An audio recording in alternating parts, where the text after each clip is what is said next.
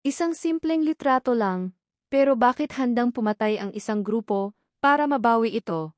Alamin ang nakakagulat na nangyari sa pinakabagong episode ng Someday. Nagsimula ang eksena nang mapansin ni Kaloy na may isang babae na lihim na kumuha ng litrato. Agad niya itong hinarap at pilit na pinabubura and lalarawan sa kanyang cellphone. Ngunit tumanggi ang babae at tila may itinatago siyang napakahalagang ebidensya.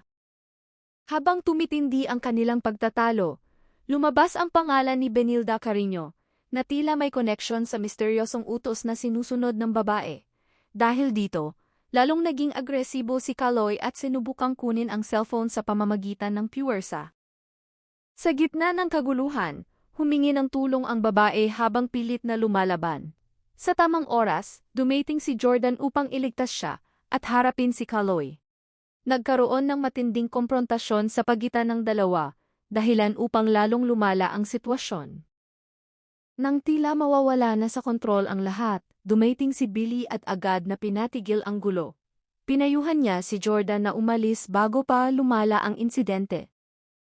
Ngunit nananatili ang pinakamalaking tanong.